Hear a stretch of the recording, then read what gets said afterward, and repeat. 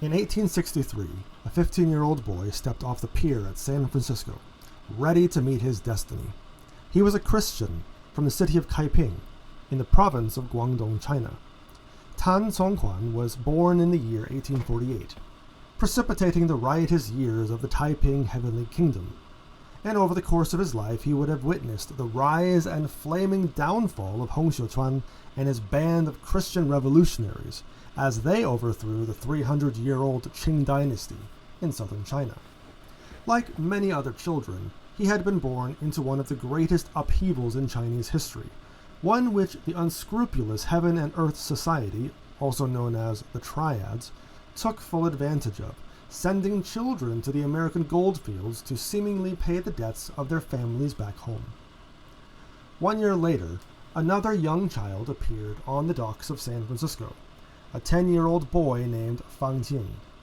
Unlike Congquan, however, who, according to his birthplace, most likely joined the large Hopwo Company with their vast networked connections from San Diego to Alaska, Fang Jing was forced to join the smaller Samyup Company. These two companies were members of an organization known as the Six Companies, mutual aid societies that helped immigrants pay the fee to come to America, find employment to pay down debts, and defend Chinese workers both with a personal security force as well as using political influence in the California courts. Over the next 15 years, Congquan, known to Americans as Quinn, worked up and down the coast of California. A prodigious worker, Congquan worked as a cook in Santa Barbara, Seattle, and Alaska, opened up a stream of laundries and exotic Asian groceries from Southern California into Central California.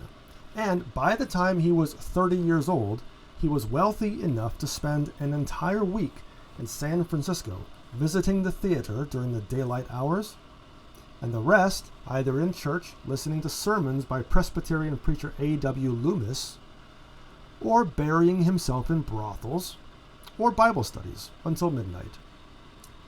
Fang Jing, however, never left the city. I'll let Herbert Asbury talk about his early life. He began his career as an errand boy for a Chinese shoe manufacturer, and during his late teens, peddled slippers from house to house in Chinatown. Asbury calls him a dandy, a bigger-than-life character who wore a hat lined with chainmail, and possessed many diamond rings, a dozen handsomely engraved gold watches, and half a score of gold and platinum matchboxes set with diamonds and other precious stones. He opened his own shoe factory as a teenager, J.C. Peters & Company, but he also plied his trade in the opium market, robbed prostitutes from rival tongs, or gangs, and seized control of the Samyup Company by the age of 25, transforming them from a mutual aid society into a veritable terror upon the city of San Francisco. In 1880, while staying in San Francisco, Congquan's apartment was raided by the police. They arrested the man he was bunking with. He promptly took his belongings and wealth and traveled down to San Diego. A year later he was married.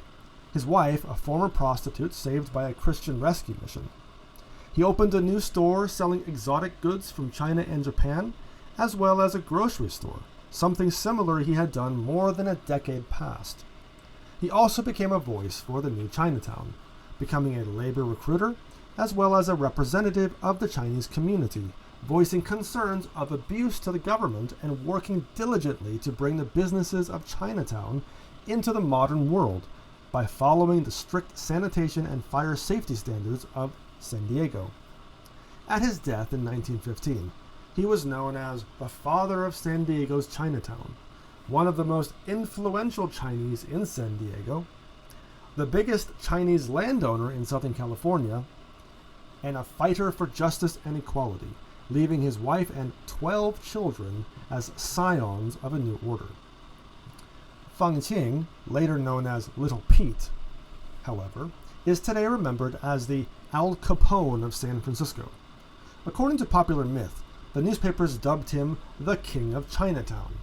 His sins eventually caught up to him. When he was 33 years old, he was sentenced to 5 years in Folsom Prison for bribery and jury fixing. And that was all the cops could nail him with. After getting out of the slammer while getting a haircut at his barber shop beneath his home and his shoe factory, he was shot in the head by a rival Tong, leaving his wife and 2 children in the desperate throngs of a violent gang war. 10 years later, the Great Fire of San Francisco conspicuously consumed all of Chinatown and scattered the Chinese diaspora across the country. 2 boys growing up only 70 miles apart, who found themselves on the other side of the world living as neighbors, both melders and masters of their communities, but with very different ends. This is just a microcosm of the insanity and amazing quality of the postbellum Chinese community in California.